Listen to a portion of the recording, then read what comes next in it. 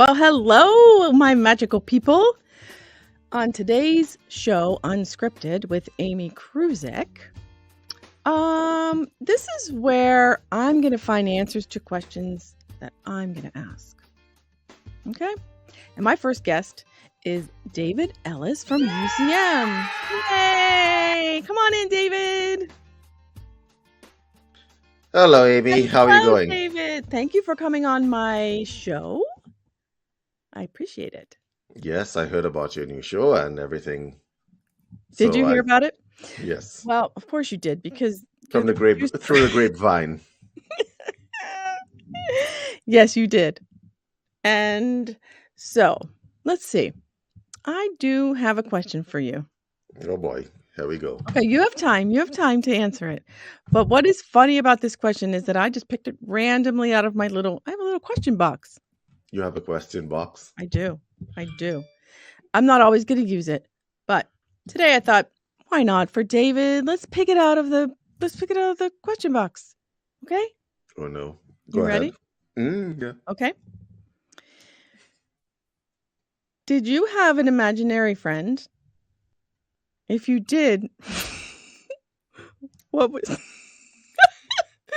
what was their name? Sorry. All But right. that was random. All right. I'm on the clock. That was All right. Yes, I admit it. I had imaginary friends. Okay. I had imaginary friends. I totally admit it. Yes, and I used to speak to them, and they were all very cute and cuddly. Doesn't that feel good to say that? Then you had an imaginary friend. Yeah, it got it off my chest. I feel so much better. Listen. I feel better for you. I feel better for you. That you got it off their chest. I had imaginary friends, and actually, I may still have imaginary friends now that I think about it. Yeah. And actually, for that matter, all of you in the spiritual community have imaginary friends. If you really think about it, y'all call them your guides. Y'all may call them whatever, right? I may call my imaginary friend Patches. You never know, okay? Oh, yeah, you never know. Right? But I do have imaginary friends. If you have guides and so on, they are technically imaginary friends. Yes, they are. No one else can see them. Well, actually, a few other people can see them. But yeah, theoretically, we may. Yeah, I had imaginary friends when I was younger. I'm going to totally admit that.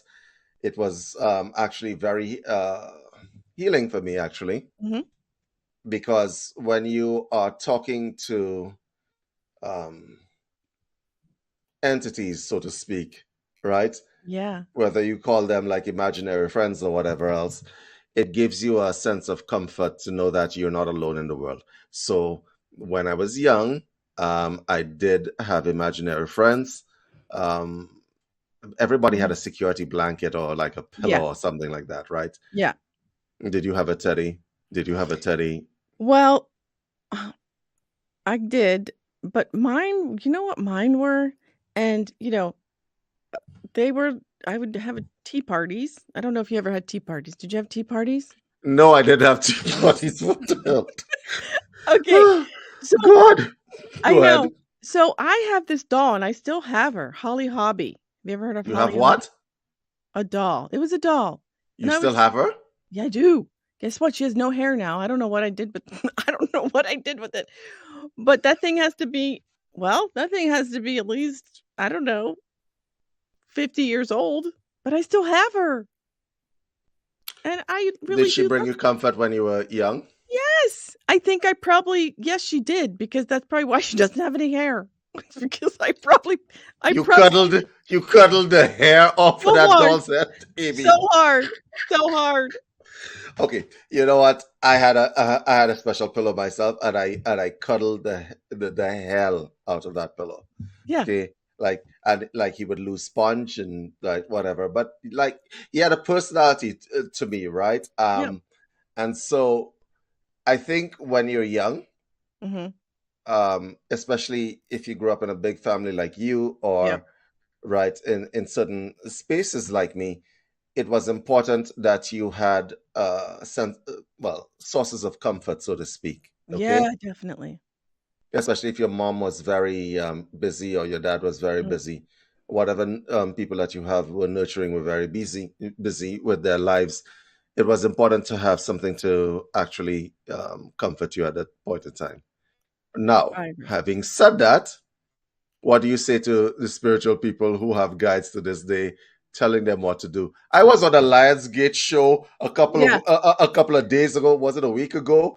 With Dale, and he's talking about his team of Oh, his psychic team, and I'm like, I wonder if he hmm. has a teddy or a pillow or a doll with no hair. Hmm. Right, I wonder, Dale. Let us Dale, know, Dale, Dale. if you're listening to this, Yeah, let us no know. judgment, bro, no No, judgment. no, no, I All could go right. get my doll now if you want. Y- Yeah, So you really have a doll? I do. I Yeah. do. Holly Hobby. I know women out there know what I mean when I say that. Uh-huh. They know what Holly Hobby is. Okay, so this, if you're thinking about the concept of like comfort as opposed to guides and so on, I think when you find yourself in times of tribulation or Mhm. adversity, it is very good. The mind does something very important to you. It lets you actually see into the unseen world. Because for you, I'm sure Holly Hobby was a real person, right? Oh, yeah. Oh, yeah. No, she would talk back with me at our tea parties. She would. I love the fact that we're actually having this discussion I know. I know. for thousands of people. I love it. Right. And Okay. So honestly, for me, I think being able to have that internal discussion with my inverted commas guides or mhm, with whatever entities that bring me comfort at any point in time is actually a very important skill set to have. And I say this in all earnest because there are a lot of people all over the world that feel alone. And the truth of the matter is they're not alone. None mm-mm. of us are alone. No. So and so I'm never going to judge or knock people with, the imaginary friend bit or imaginary friends, so to speak. No. I'm Right? not either because it does bring comfort. I remember her, and I mean, she has all the dirt from way back when I would drag her around, right? You I've used to never drag Holly.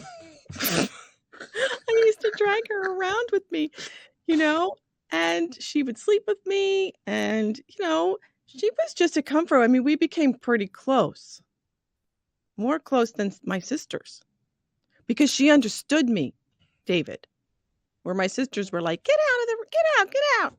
They didn't want me around. Holly Hobby never she was no judgment. Yes, she was no judgment. You could tell her anything. "You can. You can. I hate my sisters." I could no. I'm only kidding. When I was mad at them, and she understood when I said that. She knew that I didn't mean it, but Did you ever see the movie Chucky and the movie Annabelle? I don't like those kind of movies. I didn't think you did. I didn't think you did. I don't like It casts Holly Hobby in a whole different light, doesn't it? no. All I right. don't I like hate my those movies. sisters. Holly Hobby will take care of it.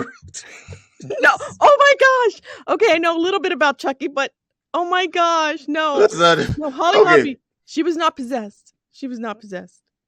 No, no. Okay. No. Let me ask you a question. Do you think that people who have imaginary friends and they sort of embody them in the form of a pillow or teddy and so on, do you think that these creatures are possessed? That's a really good question to ask. I mean, That's a like what do you think? Because to be quite honest, if you're talking to these inverted commas inanimate objects and they're actually answering you and giving you good advice and so on, yeah. is it that the guides have possessed those creatures to talk to you or not? See? Ooh. Well, I don't believe that mine was possessed. No, Holly wasn't possessed. Holly was her No. own person. She was. She Hmm. was my best friend. She still is. Oh, How old is besides my husband. how old Besides is my she? Besides, Yeah, I better put that in there besides my if husband. Holly, if Holly doesn't like the husband, I know. sad day for him, right? No. No, no, no, no, no, no, no. No, no, no. No. I have to sage her. I sage her. No. Is that why she's missing hair on her head? Or maybe I put her on fire. I don't know. Oh, Jesus. I knew this show was going to be fun. I didn't know it was going to be this fun. Let me ask you a question. Okay. Where is Holly Hobby now? She's in my bedroom. She's just sitting in a chair. I like to look at her. Does she bring you comfort at your age right now? Yeah, she does, because I had her since I was little, right? Like, she would probably, I'm trying to think, what would be the first thing I grab out of the house? Mm-hmm. Holly. Isn't it funny how we breathe life into other people and things and so on? Because honestly speaking, your DNA, is on that thing. Yeah, your DNA, you have given her part of yourself. She's given you part of yourself. I can't say that I don't know, her atoms are all over you, your atoms are all over her. You guys are family to all intents and purposes, aren't you? Yeah. I get it. Yeah. And what was funny is, like, I would think that my daughter, when she was little, would like to have her, but no, she kind of wanted to make her own little kind of imaginary friend. And I'm sure you were relieved. I was, because I thought, oh, she doesn't need this. I'm just going to keep Holly Hobby to myself. Yeah. Yeah. She probably was like, no, Mom, I'm going to make my own imaginary friend. You can keep Holly. I'm like, fine, that's okay. That's probably better. Because she has correct. All my DNA in there. She has all your DNA in there. Honestly, I think that the ability to create the other, so to speak, the other person that you can speak to is one of the foundational gifts that we have as people, right? Yeah. Be able to separation and integration is one of the best things as a human being that you can have, because to be quite honest, sometimes it doesn't pay to be all in your head or in your body. No, it does not. Right. No, and oh my goodness, guys. We only have 5 minutes, David. Look where we went from when I asked you about your imaginary friend. And I'm so glad you feel better now. You let it out. I feel better. I let it out. You let Patches come out, and now he's outed. And I appreciate you were vulnerable with me. You were vulnerable with me today. And I appreciate that. Yes. Appreciate that. Actually, I have no judgment where this is concerned. I don't feel anything where this is concerned, but it's good to get it off my chest and stuff like that. Thank you for the question, Amy. Yeah, I thought you would. I'm cracking up when I saw it, because I just pulled it randomly. And you just thought, oh, who should I invite on the show? Oh, David! David, this is the perfect one. Perfect question for David. Yeah, well, that question caught me off guard, so I really appreciate it. Thank you so much for the question. Oh, you're welcome. And how can people get a hold of you in case they want to talk to Patches? You can get a hold of me at info@universalcitizentv.com. We have a UCM community, which we would like you guys to join. The reason being is that, well, certain social media platforms, which will remain nameless since this show is probably airing on them, right, can be very restrictive. And in our community, which is an open forum community where you can get like free resources for your business documents, and like even meditation stuff. Yeah, and take classes inside the community for free. Oh, yeah. So if you guys are interested, you can check us out at community.ucmtv.com, and we will add you to the community where, we can talk about guides and imaginary friends. And imaginary friends in the in a safe container. This is oh yes, no judgments. This is a safe container. Maybe I should say that in the beginning, that this is a safe container with me. But I would like to leave you guys with a question. Kind of at the end, I'm going to leave you all, and you can leave it in the comments below. So what does the word shamanism mean to you? There's no right or wrong answer. It's whatever you believe it to be. I'm going to be the first one running up in these. Are you? Oh, yeah. I'm going to be the first person running. Okay. Good. All right, guys. Hey, stay magical, everyone, and see you soon. All right, take care, guys. Take Bye. care. Bye.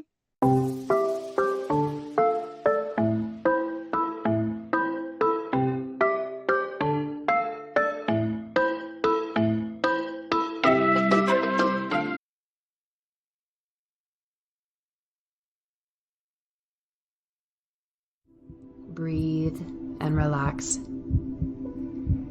Come into oneness. Come into unity, whatever that means to you in this moment. Allow distractions to fall away.